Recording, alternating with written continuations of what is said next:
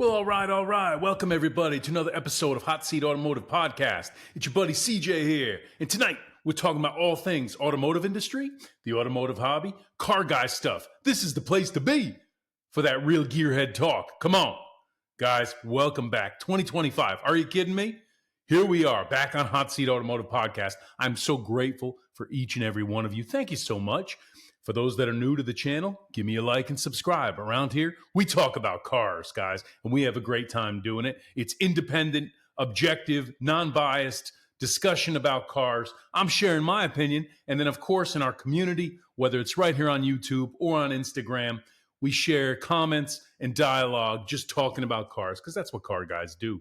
Guys, tonight I want to get right into it. We're going to have a little bit of fun. I think what we all need right now for the new year is maybe to have a couple laughs and enjoy talking about cars and this hobby. Listen, I'm going to get right into it with the top 5 worst cars of the 1990s. This is my list. Let me tell you something. Guys, 1990s were an interesting era in the automotive industry for a lot of different reasons, okay? Which, maybe we'll do a separate episode on that, the broader topic. But right now, tonight, I just want to get into what I consider to be the 5 worst cars to come out in the 1990s. Now, listen, first things first, there's 2 rules, okay? Number 1, don't take this too seriously out there. Listen, if, I'm gonna share some funny observations and I'm going to roast these cars a bit, you know what I'm saying? As I often do in these types of videos. Not everything needs to be so damn serious, people. Chill out. So, Don't get overly excited or offended if anything I say, is about a car that meant something to you or a car that you own. Don't take it personal. Chill. Rule number 2, you can disagree with my list. Absolutely. And I'll still love you and we can still be friends. But if you disagree with my list, you got to share in those comments. Tell me what I got wrong. Okay? Your buddy CJ loves hearing from you. You got to tell me what's on your list of the worst cars from the 1990s? Because let me tell you something. I was there. I was a gearhead in the 1990s, and I lived through it, and I can tell you what was whack and what was cool, in my opinion. So I'm going to go ahead and get right into it.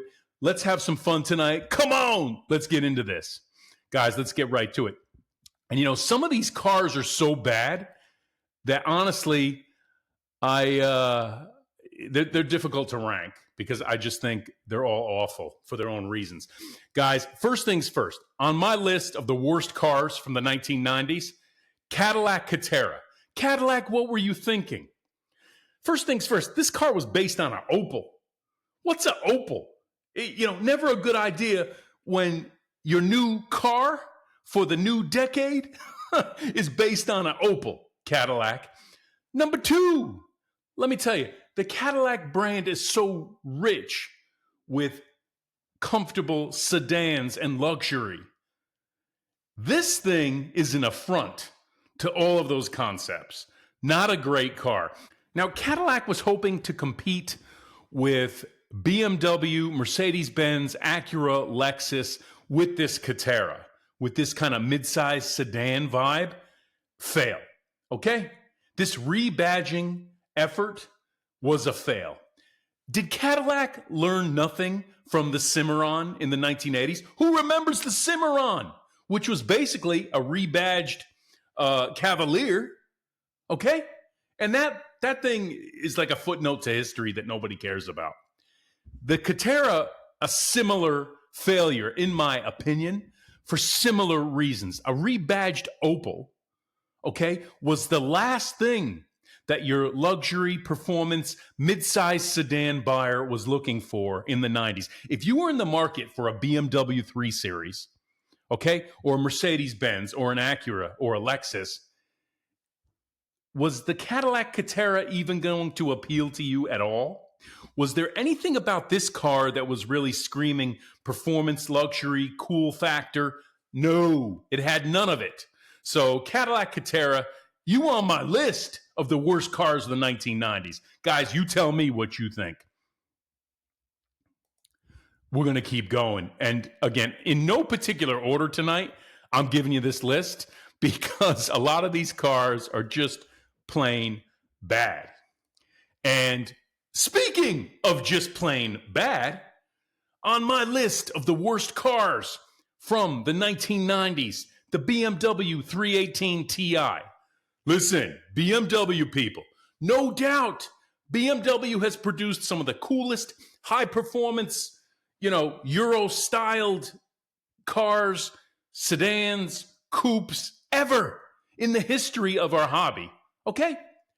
But this attempt to come up with a compact, affordable BMW in the 1990s was a failure. And I'll tell you why. Listen, I was there, right?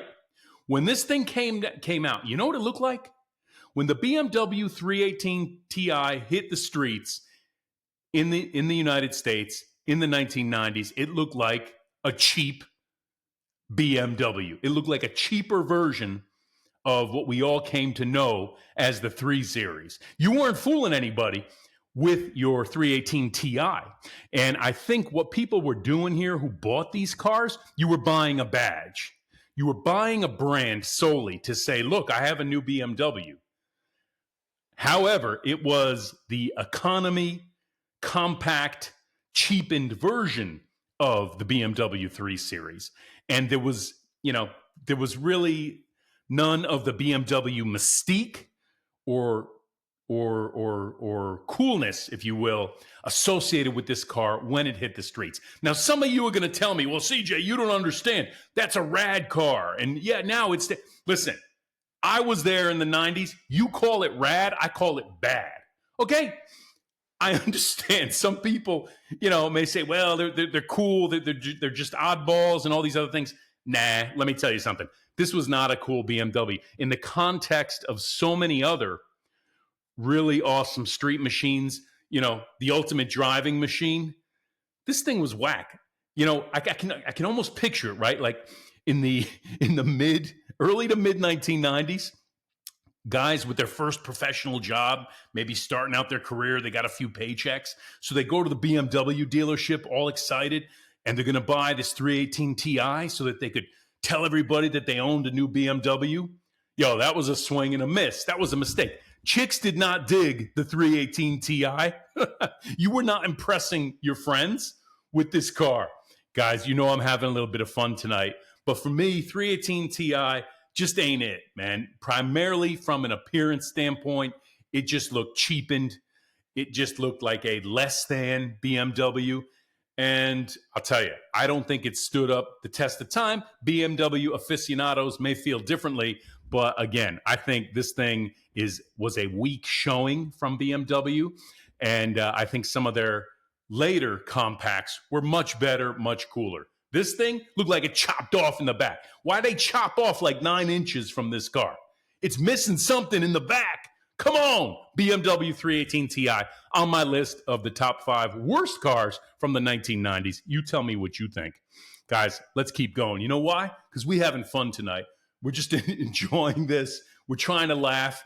Don't take it too seriously, but leave me those comments. Let me know what you guys think. What did I get wrong? What did I get right? And perhaps more importantly, what's on your list? Now, guys, let me tell you something. General Motors Chevrolet. What were you thinking? 1995, Chevrolet brought back the Monte Carlo. Okay? And to me, this was an insult. This was pouring salt in the wounds of car guys and in Detroit muscle fans in that era. Because not only was the G-body long gone with its V8 rear-wheel drive, the legendary Monte Carlo SS, are you kidding me? All those great cars. The high-performance Buick Grand National, Buick Regal Turbo, all those really cool muscle cars of that era, that G-body era coming out of Detroit. When they brought back this thing based on the W platform in the mid-1990s, no V8, okay, front-wheel drive. We were offended, okay? Performance car fans in the 1990s, coming out of the hangover that was the 80s, where performance was generally degraded compared to prior eras, from an emission standpoint and all those things, so many dynamics in the automotive industry. Then you hit us with this thing, with this lame kind of styling. Looks like a, I don't know, looks like kind of like an orb or something. Kind of curvy, nothing edgy to it. And there's not really a sophisticated luxury look to it either, like certain trim packages that were available in the Monte Carlo. So you took away our V8, you took away the rear wheel drive, okay? You gave us a V6 front wheel drive. You took away the muscle mystique. Can't really call it a luxury car. W platform, listen, was also a part of the Lumina family and so many other cars. Just not anything that, you know, someone who had been a long time Chevy performance fan or a Monte Carlo fan was able to latch onto. I think the last people who would be interested in that car in the mid 1990s were the folks who were interested in Monte Carlos in the 80s and the 70s. This car was not for those that were interested in that aspect of the Monte Carlo. All the best things about the Monte Carlo of old were gone, other than the name. So this is a classic example of the automotive industry, you know, reintroducing a name, a brand, a model, okay? But in my opinion, missing the mark, okay? And listen, we can't talk about the 1990s Monte Carlo without talking about this thing. What came later? Why they did Dale like this. The Intimidator Edition Monte Carlo SS came a bit later in the early 2000s, but guys, let me tell you something. There was nothing intimidating about this version of the Monte Carlo SS. You know, they put the 3 on it. They call it the Intimidator Edition. It was wrong. This was wrong. So Monte Carlo SS of this era. Now, listen, eventually they did put a V8 in these. Excuse me. I think eventually this era, W platform based Chevrolet Monte Carlo, towards the end of its run in the 2000s, it got better. But mid 1990s, when it first came out, and this Intimidator Edition, you weren't intimidating anybody. Come on, guys, we having fun tonight with that Real Gearhead talk. I hope you're having fun too. Leave me those comments. Let me know what you think about my list, because I want to hear from you what's on your list. Let's keep going. Guys, speaking of, you know, just a cheapening of a brand, Jaguar S-Type. Guys, here's a good example of the cheapening of a legendary luxury brand coming out of England. I always say to myself with Jaguars or Aston Martins, the true test is whether or not James Bond would drive the car. So I remember when that Jaguar S-Type came out, I was there, right? This thing did not have any of the esteem or prestige or presence of earlier Jaguars. None of that was there. James Bond would not drive this car. It looked cheap, okay? You could tell that, okay, that's a cheapened Jaguar. It's Jaguar Light. And that was a theme in the automotive industries in the 1990s. It's happened in other decades as well, but there's so many examples of this. We just talked about the BMW 318 Ti. I think that's a cheapened BMW by all means, and it's self-evident. Same thing here with the Jaguar S-Type. You know, did you know this was during the Ford ownership era of Jaguar? Who remembers that? This is the same platform that was used by Ford and used by Lincoln. There's not necessarily a problem with shared platforms. Don't get me wrong. It's been a consistent architectural approach and strategy in the automotive industry. It's key to the survival of many of these automotive manufacturers, and I get that, okay? But this car did not successfully pull it off. This car was clearly a cheaper version of the Jaguar, okay? And by the way, can we talk about it? That nose, that front end with the kind of the round theme, oh God, it's just awful. It's, again, it doesn't scream prestige or high end. To me, what it screams is just odd. number one. It's an odd vibe. The whole round headlights with the round grill. I never got it. All the contours, okay? That kind of elliptical shape. It kind of looks like a little blob. So I think some of the finishing touches and the styling cues were off. I could even forgive them for using the shared platform. That's okay. They were owned by Ford at the time, but I think they missed a lot here. Notorious challenges with Jaguar quality. Guys, to me, this car has not stood the test of time. It wasn't cool back then. It is definitely not cool now.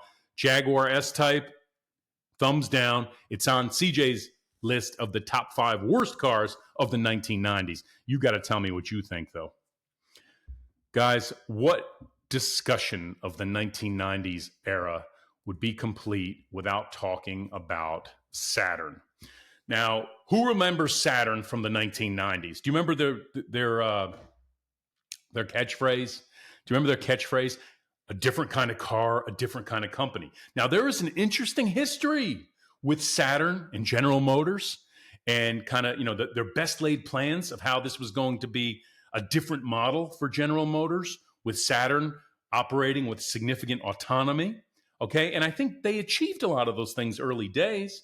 It's a fascinating story to look at how General Motors had to kind of walk some of that back. And then a lot of that got diluted. And Saturn ended up being basically a rebadge of other, parts bin and standard General Motors platforms, okay, and cars. Having said that, I remember when the S Series came out, when these Saturns came out, they had their own dealerships, right? They invested a heck of a lot in marketing. This fixed pricing model, no haggle. The dealerships were different. The whole vibe was different. The marketing was a whole different approach, very different and innovative for General Motors. High five General Motors for innovation out of the gate, even though a lot of that really didn't come to fruition and got walked back. But let's talk more about the car. There was nothing about these Saturns that appealed to me as a car guy. When I would see one, it was like basic transportation, right? A different kind of car, a different kind of company. I don't know about all that, right? Yes, they look different. Those composite or plastic side panels, which were kind of unique to Saturn at the time in terms of making that something, that was kind of inherent to their architecture. It was going to be a big part of how they restyled cars and picked up efficiencies. Did that ever come to fruition? Did they ever get an ROI on that? Well, Saturn's out of business, so I think there were a lot of misses and things that just didn't pan out for Saturn. But again, coming back to the cars, there was nothing to drag you in as an automotive enthusiast. Basic transportation, less expensive transportation, maybe, okay? But in terms of getting excited about the car, I think there was more excitement and buzz around the marketing and the business model, okay, and the fact that this was a new car company, quote unquote, under the General Motors family. There was more buzz and excitement around the model and the brand, if you will. When I say the model, the business model, than there was around the car. Like, boy, I really want to go drive a Saturn, said nobody ever. Okay? So to me, even though the business guy in me appreciates what General Motors and what Saturn did, especially early days in getting this thing off the ground, the execution, the cars themselves, especially the S Series, did nothing for me. So I'll give them a thumbs down. And again, I if you apply the test of time, when was the last time you heard somebody say, boy, I'd really like to have a Saturn in the garage? Yeah, never, right? It was just an era, a car for a different time from an economy and basic transportation standpoint, and trying to stay ahead of the curve, in terms of the industry from a General Motors evolving business model standpoint. But in terms of the result, the 4 wheels and the engine and the body sitting in your driveway and what you want to jump in and drive, okay, not so much. The execution wasn't there. And I think that Saturn just has not endeared themselves to the automotive enthusiast. Sure as heck not your buddy CJ. So for me, I got to say, when I think of cars of the 1990s that just didn't cut it and that are not cool and that are on my list of the worst of the decade, yeah, unfortunately, Saturn S Series, it's on there. Guys, let me tell you something. I just want to come on here tonight for a bit of levity, a bit of fun, okay? And maybe laugh a bit together, talking about some of these old cars. What do you guys think? Did I get it right? Did I get it wrong? Did I miss anything? Any cars on my list that you think are actually some of the best of the 1990s, or do you think I'm being a bit unfair? You tell me what you think. Leave me those comments. Give me that like and subscribe. Come on. 2025, here we are, guys. 2024 was an incredible year. 2025 going to be big. Guys, let me tell you something. I'll speak to you on the next one. Till then, be safe, and I'll see you on the road. Peace.